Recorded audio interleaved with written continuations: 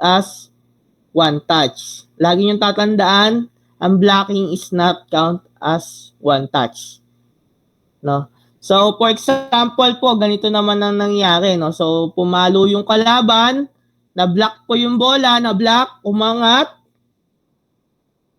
then na-hit mo ng second touch. So, hindi din po yun violation.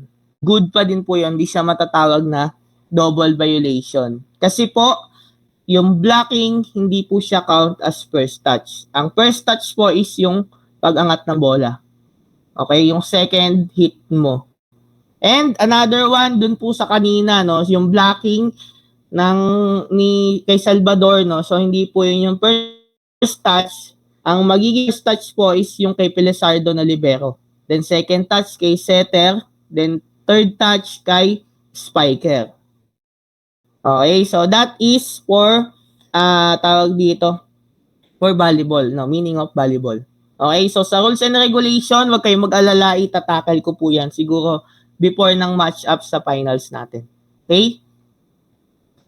So, volleyball was invented in 1895 by William G. Morgan, a physical education director of the YMCA in Holyoke, Massachusetts. It was designed as an indoor sports for businessmen who found the new game of basketball too vigorous. Morgan called the sport mintonet. No? So, kaya po na-invento ni William G. Morgan yung larong volleyball, no? Kasi para sa mga businessmen natin, no. 6 years before 1895 po na-invento yung basketball, no, by Dr. James Naismith, no. So that time po sobrang popular talaga ng basketball, no. Talagang halos lahat ng tao nilalaro ang basketball nung na-invento yan, no. So even naman ngayon, no, alam naman natin na sobrang popular talaga ng larong basketball, no. So kahit nga walang pag-asa yung Philippine team natin, no, pagdating sa basketball. Although nito nakaraan nag-champion sila sa Asia, no. Pero in FIBA, no, versus European team, wala talagang pag-asa, no. Pero gano'n na lang kung gastusan ng gobyerno natin, no. So talagang ginagastusan ng SBP, ginagastusan ng gobyerno para lang even mga tao, no? Even mga tao dito sa Pilipinas, talagang ginastosan nila. Kung hindi nyo matatanong, na-beat nga yung record nitong nakaraan lang, di ba, ng dami ng audience, no? So, ayun. So, wala naman po akong problema doon na ginagastosan ng gobyerno, na pinapanood ng madaming tao. But gusto ko lang ipakita sa inyo na ganun talaga ka-popular yung larong basketball, no? So, at ganun siya ka-famous talaga, no. So even that time po, no, 1895, talagang sobrang famous ng larong basketball. Ang problema po kasi, ang basketball sobrang vigorous, no. Alam naman natin na ang mga businessmen that is physically and mentally drained po, no. So hindi na yan kayang sumali sa mga larong vigorous, no, like basketball, kasi alam naman natin ang basketball, you need to run from coastline to coastline para lang makascore. And the worst case, kung minsan magkakaroon pa ng sakitan, banggaan, or injury. No? So, hindi na kayang sumali ng mga businessmen natin para sa larong ganyan. No? So, ang nangyari, nawawalan po ng physical activity yung mga businessmen natin. And na-notice yun ni William G. Morgan. No? Sobrang popular ng ball games. Kaya ang ginawa po ni William G. Morgan, nag-imbento siya ng laro na ball games and less vigorous, less takbuhan. Na kahit nakatayo ka lang sa isang position, no, papawisan ka pa rin at gagalaw ka pa rin at magkakaroon ka ng physical activity. So kaya po na-imbento ni William G. Morgan yung volleyball para sa mga businessmen natin, no, kasi yun nga, since nawalan sila ng physical activity, naging physical inactive sila, ang nangyayari po, maaga sila nagkakasakit, maaga sila nangangamatay. So, kaya nag-imbento siya ng sports na fit sa mga businessmen natin and indoor sports also na volleyball. Although, pwede itong laro yun ng outdoor, ha? Pero usually, indoor sports po talaga ang volleyball. Okay? Ang unang pong tawag sa larong volleyball is mintonet. No? So, hindi po muna volleyball, mintonet po. Until, no, a professor from Springfield College in Massachusetts, nature of play and proposed the name of volleyball. Okay, so yun nga, since unang tawag sa kanya is Mintonet, no? At may isang professor sa Springfield College sa Massachusetts na naka-note, no, na naka-notice ng paano ba laruin yung volleyball, no? Yung volleying nature of play, no? So, yung volleying nature, no, yung palitan ng bola sa ere using our forearm, no? So, ayun. So, na-notice niya na ganun yung nature ng paglalaro, no? Nagbabali yung ball over a high net, no?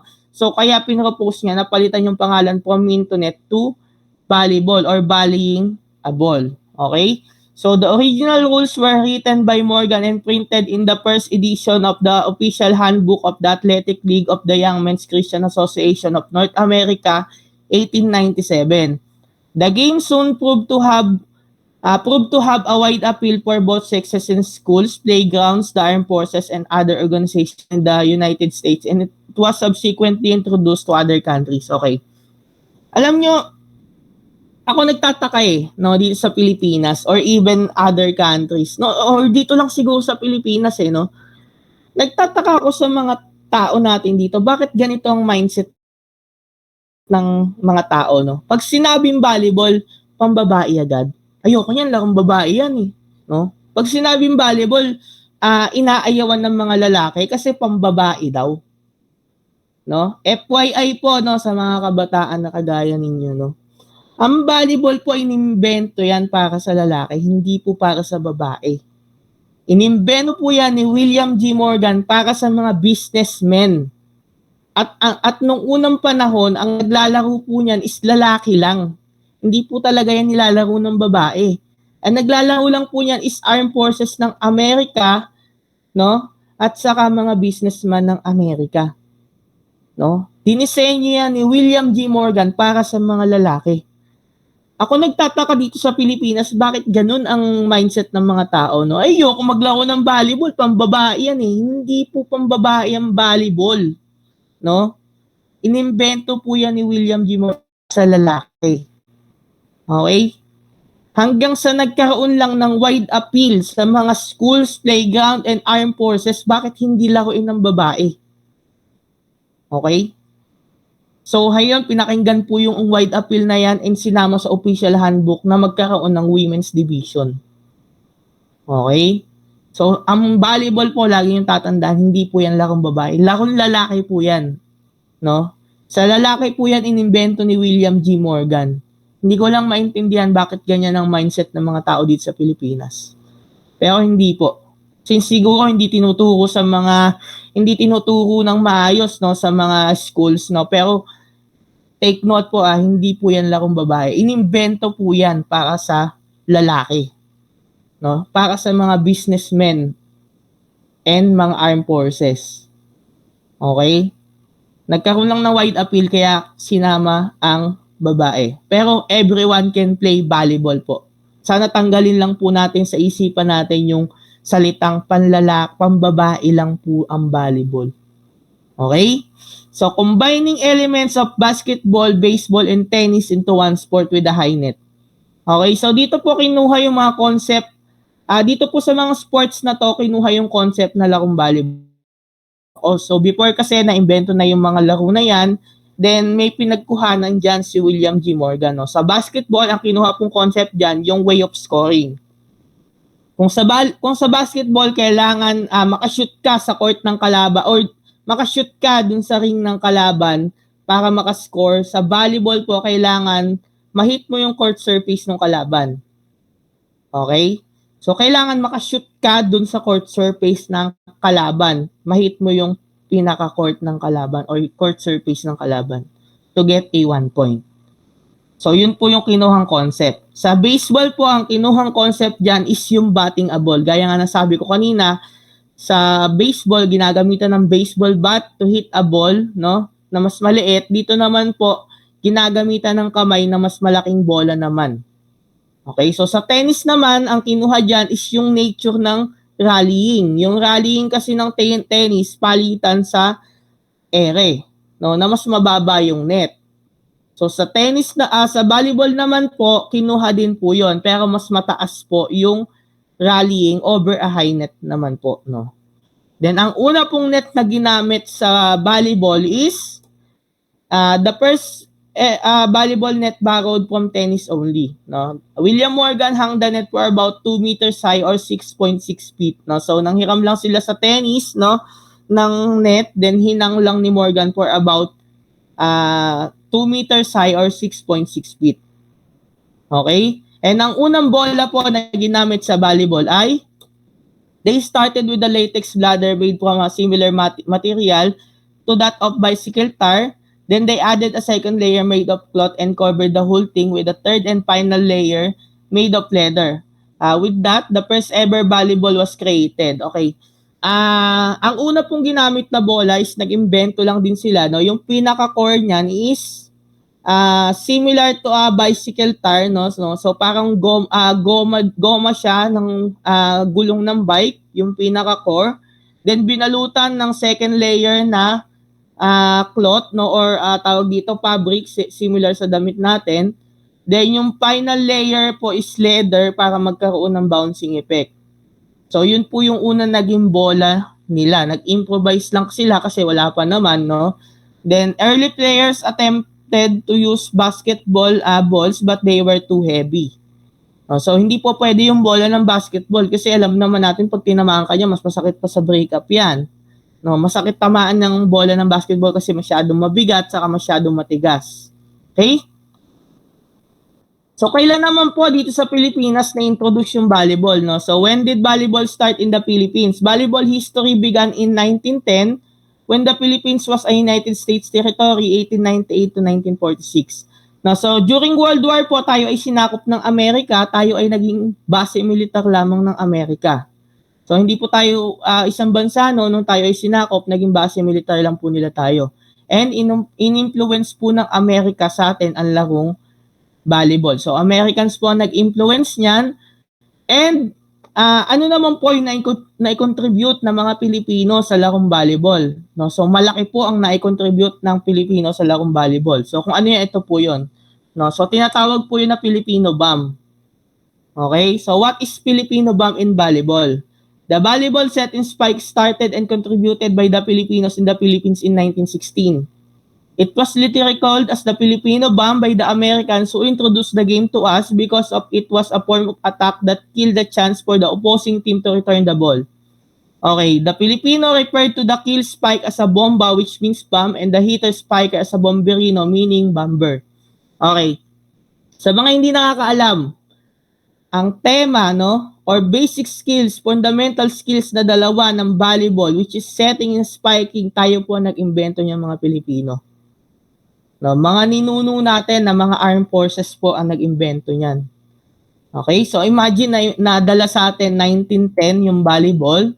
In a 6 years span of time, yung mga ninuno natin na armed forces, naka-imbento sila ng dalawang fundamental skills na hanggang sa magpangayon, pinapakinabangan po.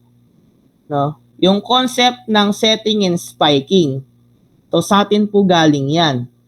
Okay? So, during that time po kasi 1916, no, nagkaroon po ng matchup between American and Filipino soldier. Okay? So, nung nagkaroon sila ng matchup, nagugulat yung mga American soldier kasi talagang hindi nila maibalik yung bola. Kasi ang dinala po ng Americans dito is digging only. No, even serving, hindi nga ata nila notice yan o hindi nila alam yan. Concept lang ng volleyball din, talagang digging only lang. Okay, so nung dinala dito ng Amerika, digging lang ang alam nila, nag-imbento yung ninuno natin, no? So nagkaroon ng matchup between soldier ng Philippines and Americans. Nagugulat sila, hindi nila maibalik, no, yung bola dahil sobrang lakas ng dating ng bola sa kanila kasi ang spike, alam naman natin, malakas ang dating ng bola niyan, sobrang narrow, no? Then, malakas yung tunog. Talagang syempre, alam niyo naman, pag pumalo, talagang malakas yung tunog, no? Pumuputok, no? So, yun yung na-notice ng American soldier. Kaya tinawag ng Filipino bomb kasi parang bomba sa lakas yung spike ng mga Filipino soldier. So kaya po tinawag siya na Filipino bomb, no? And sinama po yan sa volleyball as a basic fundamental skills ng volleyball. Okay? So sa mga hindi po nakakaalam, set and spike na tema, no? Set and spike na basic fundamental skills, sa atin po yan nagmula. Okay? So next one is the governing body of volleyball, no? So the Federación Internacional de Volleyball, English International Volleyball Federation, commonly known by the acronym FIVB, is the international governing body for all forms of volleyball. Its headquarters are located in Switzerland. Okay. Kung sa basketball merong FIBA, so dito meron din nag-govern. No, sa basketball ang nag-govern doon, namamahala ng international game or international league is FIBA, so dito po FIVB. Okay? So sila po ang nag-govern ng or nag-organize ng game internationally o worldwide. No, so sila po under rules po ng FIVB yung volleyball. So lahat po ng rules and regulation yan, galing po yan sa kanila. At sila po ang nagpapalaro internationally. Okay? Country versus country. So sa kanila po yan. Okay? So that is for the governing body of volleyball. Okay? So next one is the basic skills in volleyball. No? So pahapyawan natin to. No? We have 6 basic skills ng volleyball na dapat yung matutunan before semester ends. And at least makalaro kayo versus each of you, and at the end of semester for your finals, at least you need to represent your section. Okay? So number 1, serve, service. Number 2, pass. 3, dig. 4, set. 5, spike. And 6, block. No? So tackle po natin yan isa-isa. No? So but before we proceed to that, let's take a 5 minutes water break po muna. No? Kasi mag-e-end po yung aking tawag dito, Google Meet. No? So please lang po bumalik kayo, no, kasi hindi pa po tapos yung ating klase, no. So pag wala po kayo mamaya magche-check po ako ng attendance, automatic absent po kayo. Ano? So isa-send ko po sa GC yung bago nating link, no. So mag-water break po muna tayo. At exactly 8:07 balik po tayo. Okay? So bumalik po kayo Alam niyo naman yung feeling na hindi na binabalikan, no. So siguro alam niyo naman masakit 'yon, no. So, tuwang-tuwa yung mga old dito, no? Kasi alam na nila yung joke ko, ang corny ni Sir. Sige, biro lang. So, ayun, no? Alam niyo naman siguro yung feeling na di binabalikan. Sige. Pag ginawa niyo sa akin yun, mangyayari din sa inyo. Ewan ko, sir. So, ayun, biro lang, no? So, ayun, see you later, no? Send ko po sa GC yung bago nating link. Thank you. 8:07, balik tayo, ha?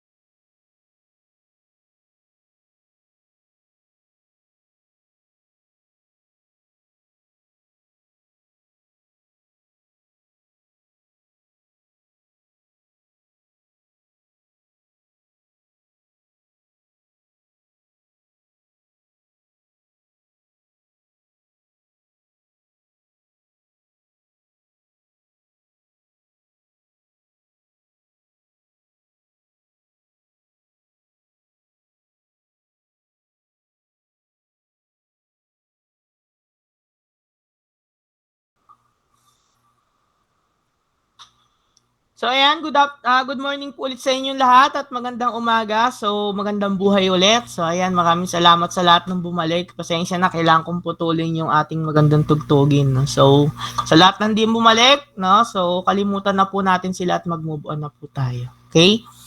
So ayan, so continuation lang po tayo, no? So we have 6 basic skills na dapat ninyong matutunan before semester ends, no? So don't worry po, no? Nandito ako, no, para ituro sa inyo to, no? So hindi niyo po kailangan mag-worry. Okay, so lahat 'yan matututunan niyo po sa akin, no? So yun naman po yung pinaka-commitment ko sa inyo at saka sa aking sarili, no? Kasi kung hindi niyo matututunan, I'm not a effective professor po, no? So automatic po matututunan natin 'yan. Okay? So we have 6 basic skills in volleyball. Number 1, serve, no? So pag sinabi pong serve or service, ano pong pumapasok sa isipan po ninyo? Anyone? Sa mga hindi pa po sumasagot dyan, sumagot na kayo. This will be your last chance. Yes, Kaubaleho. Kaubaleho. Sir, audible po. Yes po. Yung serve po for me is the process po kung saan yung player po ay obligation niya po na i-throw po yung ball sa kabilang net po using his yung sa may pulso, sir. Okay. Galing po sa may likod ng court. Okay, very good answer. Thank you. Sige, anyone?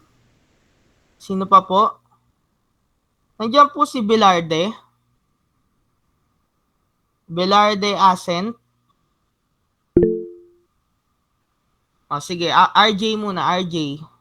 Yung serve po, sir, ayun po yung action na ginagawa ng player para mag-start po yung yung game po. Okay, thank you. Very good answer. Sige, tawag pa ako. Belarde, nandyan? Belarde? Wala. Sige, Robenta? May po, yung sa, di ba po may rotation po doon na kung saan may isang player po na pupunta po sa dulo po ng court. Tapos po, kailangan po, pag magsa-serve siya, pag magja-jump serve po, di po siya lalagpas sa line. Tapos, pag ihahagis niya po yung bola, dapat po papaluin niya, tapos lalagpas po sa other side ng net. Okay, thank you. Very good answer, Rubenta. How about number 2? Pass or passing? No? So, any idea about passing? Nandyan po ba si Caliano? Caliano? Wala. Palencia? Hello po, good morning. Yeah. Any Para po idea sa akin, about pass?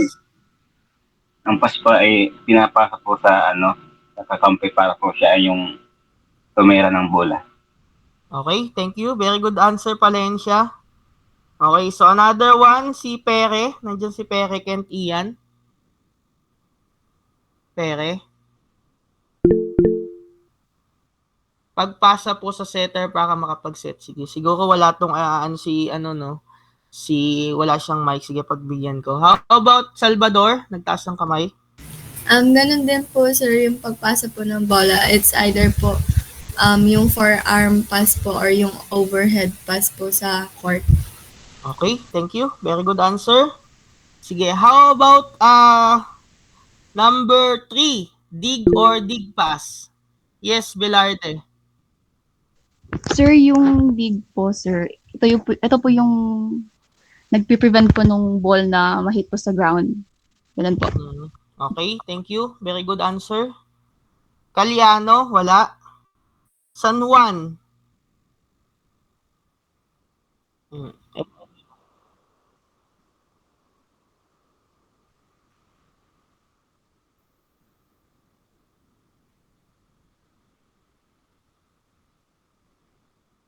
Nawala ka po, San Juan? Sige.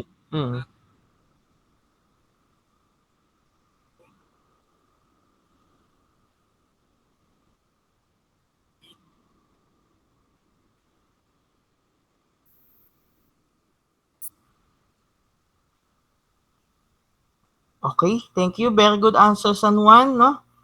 So, next one is the number 4 set or setting, no? So, any idea about setting po? Pelizardo, maximize na po ang points, no? Pasensya na. Victolero. Nandiyan po si Victolero. So, absent po itong si Calyano at saka si Victolero, no? Sige, any other hands na gustong extra points po, no? Para magamit natin sa mga susunod. Sige, si Griego muna. Sir, basically yung set is parang usually yun yung pinaka laging second ball. And Okay. yung set is ginagawa lagi ng mga setter. Pwede siyang overhand set or going toss or pwedeng underhand set. Okay, thank you. Very good answer. Legaspi. Yun nga po sir, yung set po is usually po ginagawa po ng setter. Tapos po parang way of pagpasa po siya ng ball para yung para parang time na po ng team nyo para umatake po. Okay, thank you. Very good answer. Bugwis. Hello sir, para po sa akin yung set, yun nga po yung pagpasa po ng bola sa ka-teammate mo pong mas may chance na mapapasa po yung bola at makascore po sa court ng kalaban po. Okay, thank you. Very good answer. How about tabubukol but for number 5, spiking or spike, no? Any idea about spike tabukol? Po sir, downward hit po para ng ball papunta po sa opponent court. Okay, thank you. Very good answer. How about kaburnay? Spiking? Hello po. Ang spiking po sir para po siyang ito na po yung magi-score ka po sa kabilang, parang maka-score ka po sa kabilang sa kalaban po, tapos parang ito po yung form of attack in volleyball. Dito po tayo nag-a-attack ng kalaban po. And po, offensive po siya, ganun. Offensive. Thank you. Very good answer. Salvador, maximize ng points. Pastoral, maximize na rin. Okay, si Victorio. Sir, yung yung spike po is form of attack po na pagpalo po ng malakas sa bola para po mabilis po na pumunta yung bola dun sa may ground ng court. Tsaka para po mahirapan mag defense yung kalaban. Okay, thank you. Very good answer. So number 6, last one, black. Ulitin ko, nandiyan po si Calyano or si Victolero. Okay, so wala po talaga, no? So tinawag ko po lahat, ha. Okay, so sa black po, hindi na po ako magbibigay, no? So congratulations sa lahat ng sumagot po, no? So lahat yan ay may akong grade, no? May recitation, so mamaya isasend ko po sa inyo for your transparency sa grade. Oh yeah, sige, Hamito. Sa black. Sige, Hamito, may humabol. Sa black po. Mm. So, halimbawa po, pag sa spike nga, Nawala po. Hamito. sa spike po, so, kailangan po yung kabilang, Yes po, narinig. okay, sa black po, kailangan pong yung pagka-spike ng kabilang team, ibablock po nung isang team yon para po hindi po makascore yung ng spike po ng ball po. So, way of defending po yun. Okay, thank you. Way of defending, very good answer. How about Paras? Yung block po, sir, is a defensive form wherein hinaharangan po ng player po ng blocker yung kamay niya po over the net. Okay, thank you. Very good answer. Okay, so yung tatlo nagtataas na to, hindi ko natatawagin. Maximize na yung points niyan. Okay, so sa mga hindi po nakakaalam, no, yung mga new student ko, no, so yung pong extra points na yan, ginagamit po natin yan, ginagamit ko yan, no, so sa mga lapses po ninyo, no, for example, sa tawag dito sa quiz ninyo, 95 lang kayo or 25 lang kayo over 30, no, so dinadagdag ko po yan, no, so kaya po nagpapa-extra, nagbibigay din ako ng extra points every time na may recitation. Okay, so at the end of semester, ginagamit ko po yan. So now, let's proceed to the 6 basic skills in volleyball. So mabilis na lang po ito, no? So first one is the serve, no?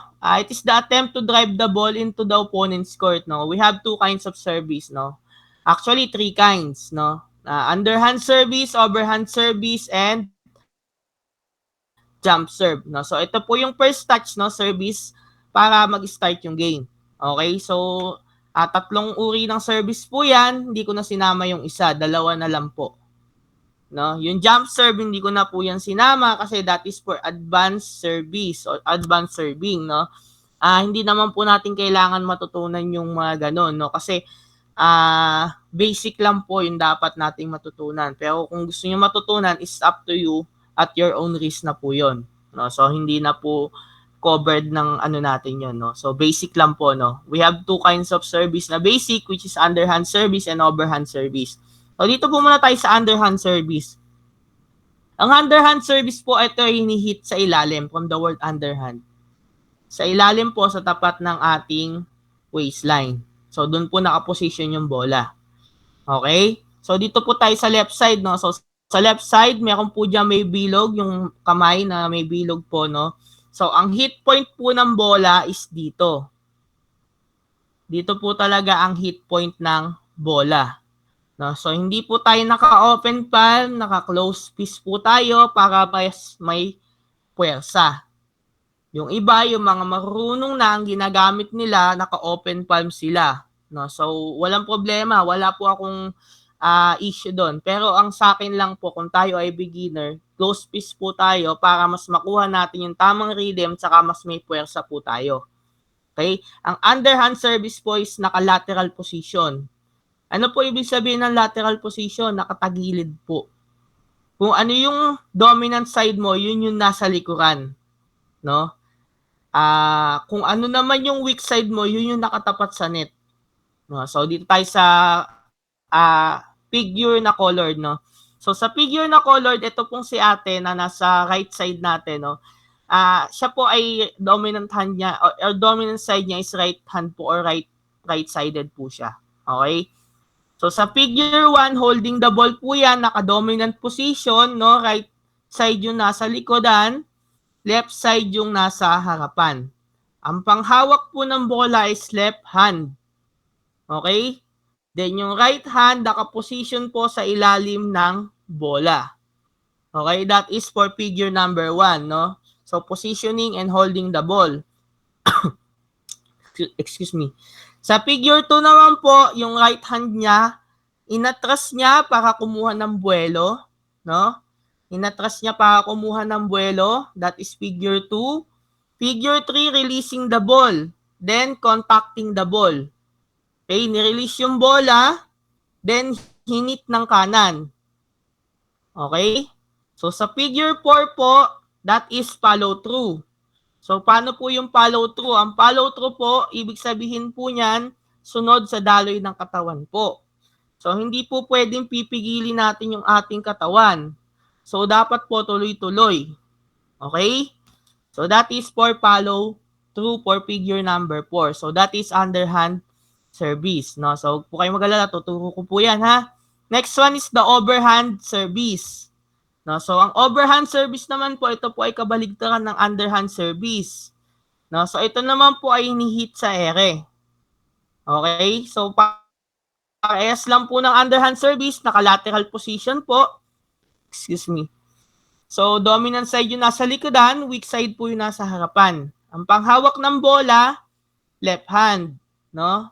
So, pero instead na nasa waistline, no, yung waistline level yung bola, tataas na siya into face, no, sa tapat ng face mo, ng mukha mo.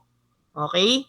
So, yung right hand sa figure 1, naka-ready position lang po yan, no? Figure 2, kumuha na ng buwelo, no? Then, figure 3, releasing the ball. Figure 4, waiting for timing and contacting the ball. Figure 5 and 6 po, hitting the ball. Or, figure 5 and 6 po, follow through. Okay, so ito po, kung sa underhand, naka-close fist tayo dyan. Dito po, naka-open palm. Pwede rin po naka-close fist, pero it's open palm. No? So, naka-open palm po, dito po ang hit point ng bola pa din. Okay?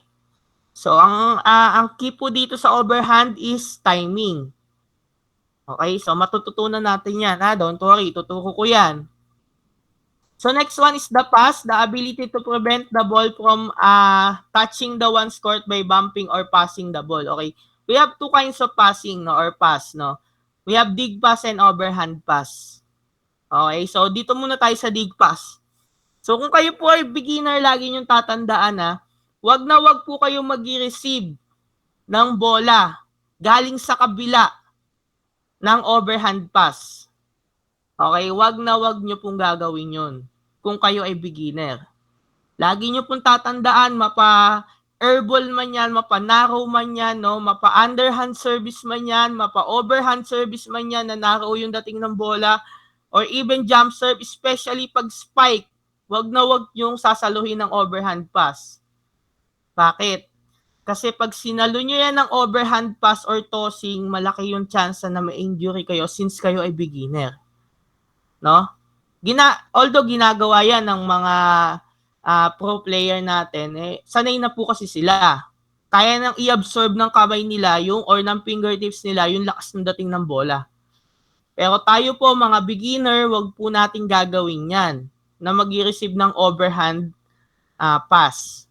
Dig pass po muna. Okay? Kahit po airball pa yan, dig pass lang po. Okay? Kasi ang dig pass po talagang parang shock absorber po yan, no?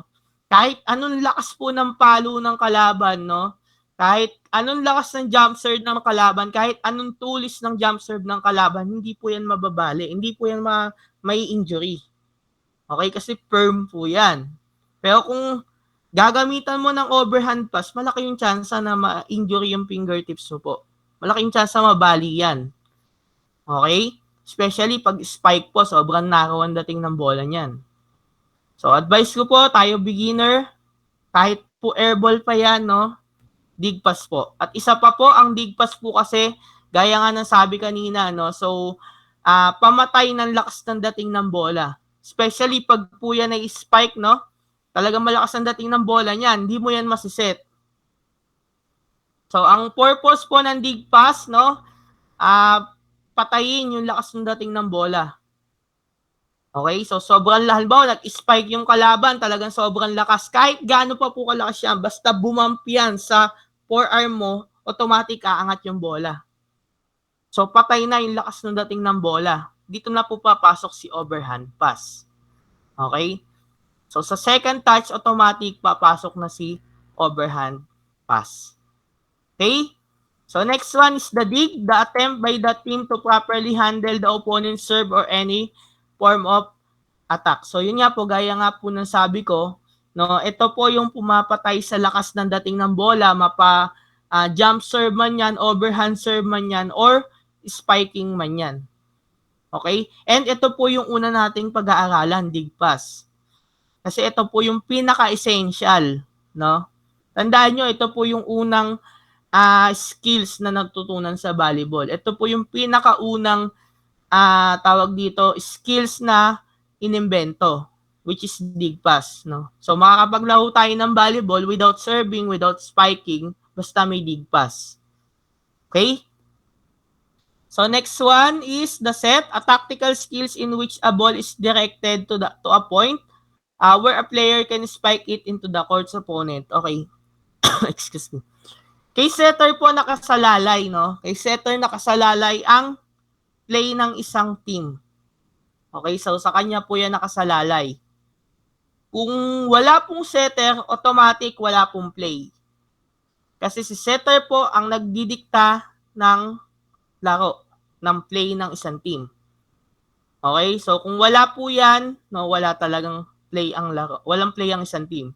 Kasi it's either ibigay niya sa right wing spiker or kay left wing spiker, siya po ang nagdidesisyon yan. Or even ida-drop shot niya. Okay? So, kaya kung mapapansin niyo po, yung kamay ng setter laging nasa likod dyan. It's either sumisenyas ng play 1, play 2, or whatsoever. Okay? So kung wala pong setter, automatic po, walang buhay ang laro. Kasi automatic ang mangyayari niyan, itatapon nyo lang na itatapon yung bola sa kabilang court. Kasi walang magsiset ng bola eh. Pag walang setter, automatic walang spiker. No, hindi nyo basta-basta may spike ang bola kung walang magseset. Okay, so ganyan po kalaki, kaimportante ang role ng isang setter. Okay? So next one is the spike, an act of scoring the ball over the net into the opposing court effectively and aggressively. Sa spiking naman po, no, alam ko mahirap to matutunan. Pero don't worry guys, meron po akong alam na mas madaling way para makaspike kayo. Okay? So hindi po yung ganyang way, no, kasi itong nakikita nyo sa ating tawag dito, sa ating slide, that is advanced spiking. Okay, so hindi po ganyan yung ituturo ko sa inyo. Kasi po kung kayo ay beginner, gagawin nyo yung ganyang advanced spiking, pwede kang makakommit ng 2 violation. Okay? Unang violation, ginawa mo yung advanced spiking na ganyan. Since ikaw ay beginner, syempre hindi mo pa kontrolado katawan mo. Pwede mong matouch yung net.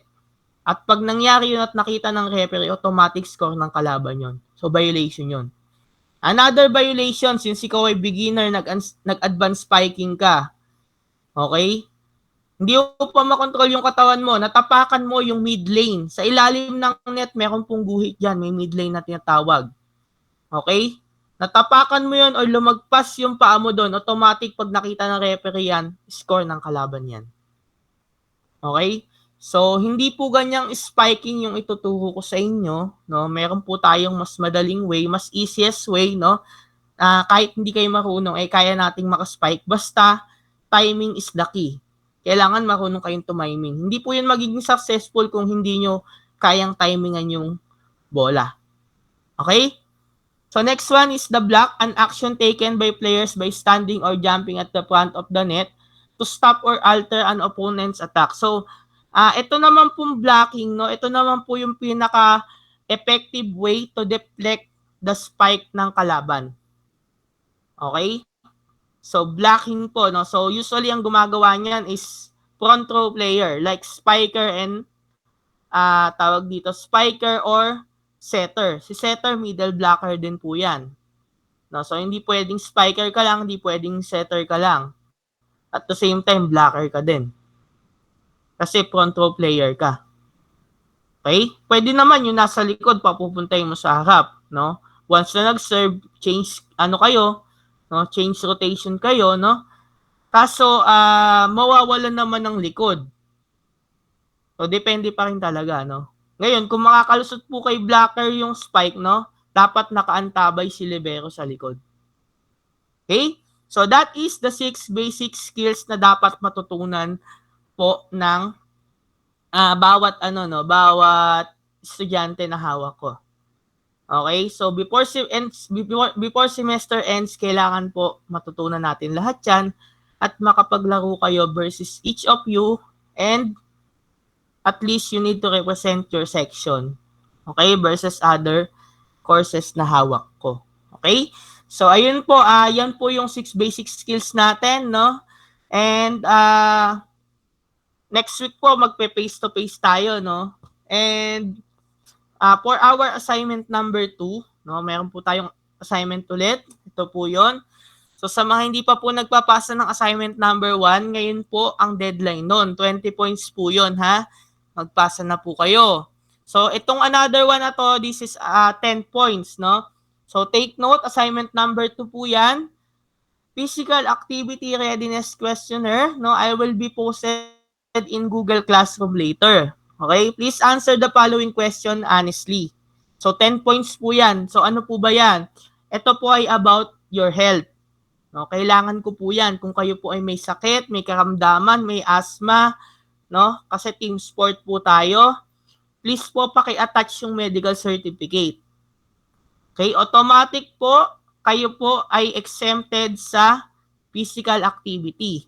Pero kailangan nyong maging present sa face-to-face. Kailangan nyo pa rin pong umattend. Okay?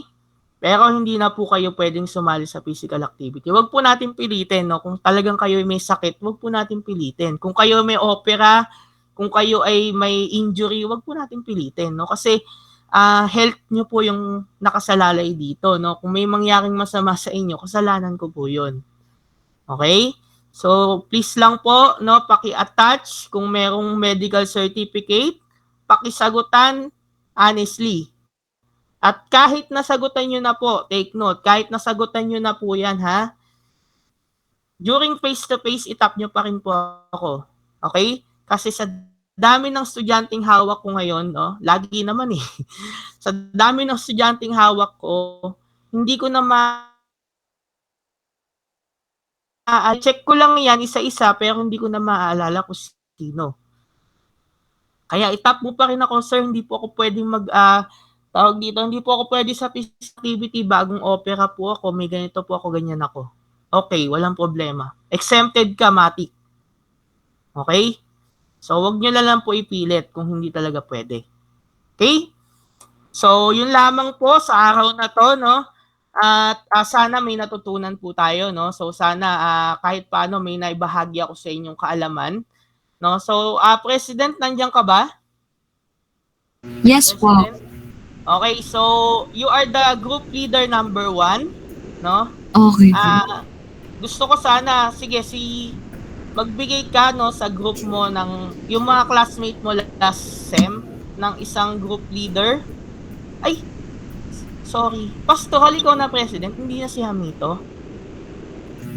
Opo. Okay. So ikaw galing ka sa kabilang section. Yes po. Okay, so Sa bridging po. okay. So Pastoral, you are the group leader number 1. Hamito, you are the group leader number 2.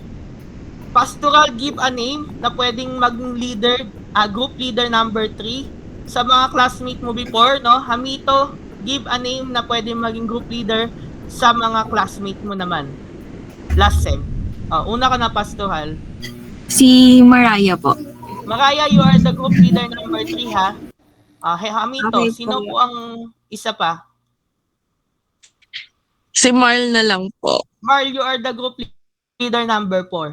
Okay? So, kayong 4 na group leader po, ganito po ang gagawin. Mag-usap po kayong 4. Okay? So, divided po kayo into 4. So, tiga-6 yan, ha? So, divided into 4 po. Tapos po, tawag dito. So, kung may sosobra man po, no? So, tawag dito. Kung may sosobra man, pag-usapan nyo na lang. Please po, equally divided po tayo, ha? Sa lalaki, kung 4 lang yan, tigi-tigisan na po kayo. Since si Pelesardo, isang lalaki na siya, so 3 dun sa kabilang tigi-tigisang group. Okay, so please po, equally divided po, no? Ayoko nang na puro lalaki yung pipiliin, puro babae. Okay? So, piliin nyo po yung mga gusto nyo maging ka-group, yung mga kaibigan nyo, kasi alam nyo naman, no? Alam nyo naman po na ang group nyo ngayon na mabubuo will be your group for the whole semester. Okay? So, please lang po, piliin nyo kung sino yung kagrupo ninyo na gusto. Then, mamaya, leaders, pakipost po yung inyong group member sa ating GC. Okay? So, question po. Question. So, next week po, face-to-face tayo, magdala ng extra clothes, no? Kasi nakakahiya sa next prop nyo, baka mamaya ang asim-asim nyo kung may face-to-face kayo, nakakahiya naman sa kanya, no? So, please lang po, nakikiusap po ako, ha? And please lang po, yes, pastoral question. Hindi sir, ano lang po. Baguhin ko po sana yung leader na i-assign. Bakit? Kayo nagbigay niya na. Hindi, ano po, nag-raise lang po si Mariah ng concern. Yes. Hindi daw po kaya niya mag-leader. So, it's okay Bakit? lang po ba na si Ang Paras question po? ko, bakit hindi niya kaya mag-leader? Anong reason? Marami po yata siya, sir, personal, Personal what? personal things po, sir, eh. Okay, sige. Sino yung isa? Sige. It's okay lang po ba if si Paras po? Classmate mo to last sem? Yes po. Sige, Paras. Sige, walang problema. Guys, wag niyong tawag dito, kung ayaw nyo, hindi pwede. No, kasi lahat kayo dito trained to become a leader someday. Hindi ko kailangan dito ng magaling mag-volleyball, no? Kahit po hindi kayo marunong mag-volleyball, okay lang. Basta kaya yung i-lead yung team ninyo. Kaya yung i-lead yung, yan, tama, sabi ni Alingod, enjoy lang guys, no? Hindi ko kailangan ng sobrang galing. Kaya nga po ako nandito para turuan kayo. Okay? So, hindi po natin kailangan na lang leader na sobrang marunong mag-volleyball, yung tipong kaya niyang buhatin yung team. Hindi, no. Ang kailangan ko po, kayang i-lead, kayang pasunodin yung team members ninyo. No? Kasi kayo ang magiging katuwang ko sa pagsasaayos ng klase natin. Kasi ang dami nyo, no? Hindi ko kayo kaya isa-isa. So, ayun. So, yun po yung purpose ng leader. Hindi po pocket leader ka is dapat magaling ka. Okay? So, yun po. Kaya po ako nandito. Don't worry. Lahat ng skills na yan, matututunan nyo sa akin. Okay? Then, so, ayun. Pinalitan natin yung leader, no? So, walang problema. Wag na po kayong tumanggi, no? Kaya po kayo pinili ng mga yan, mga leader nyo, yung mga inassign kong leader na yan. Kasi, naniniwala po ako na alam nila, na kilala nila kayo at kaya nyo yung tungkulin na yan. Okay? So, hindi naman po mabigat yung tungkulin na yan. Kayang-kaya nyo yan. Okay? So, wag na po kayong tumanggi, no? Yung mga bagong pinili, no? Or yung lumang pinili na si Pelesardo, wag na kayong tumanggi, ha? Kayang-kaya nyo yan. Okay? So, before tayo mag-end, may question pa po? Check lang po ako ng attendance, ha? Ulitin ko lang, nandyan si Calyano.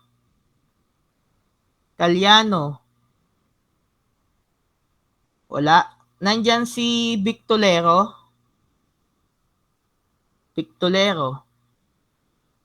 So, wala po talaga tong dalawa. Absent po talaga, okay? Sige, question pa po tayo. Question. Next, magdala din po kayo ng tumbler, ha? Magdala din po kayo ng tumbler nyo. Wala po magdadala ng equipment, no? Kasi ang equipment provided po yan ni PUP. Pero kung gusto nyo magdala ng bola, it's up to you guys. Wala pong pipigil sa inyo. Okay? So, wala na pong question? Okay, so since no question, paki-open po ng camera. Open na po tayo ng camera natin. Okay, open ang camera.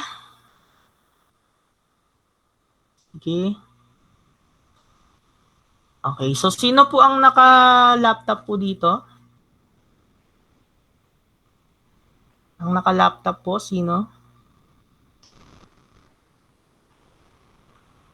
President, naka-laptop ka ba? Or ikaw Hamito, naka-laptop ka? Sino po naka-laptop?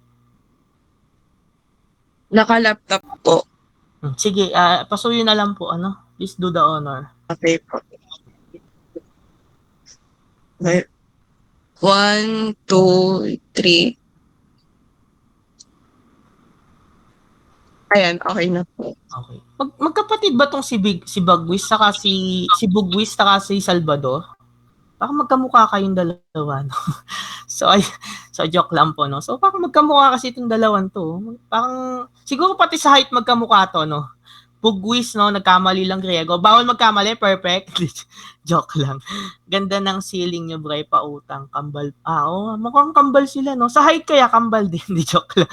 So, biro lang, guys, no? So, biro lang po sa inyong dalawa. So, ayan, maraming salamat po at ingat po kayo, no? So, see you next week po. Grabe ka, Pelesardo. Sabi niya, opo, sir, pati sa height. Grabe ka, Pelesardo, So, hindi po ako nagsabi si Pelesardo. Hindi. So, ayun. Maraming salamat po, guys, no? Kita po tayo next week. Ingat po kayo pagpunta sa PUP Main. Maraming salamat. Ingat po at magandang buhay. Thank you, sir. Thank you po. Thanks, sir. Thank you, sir.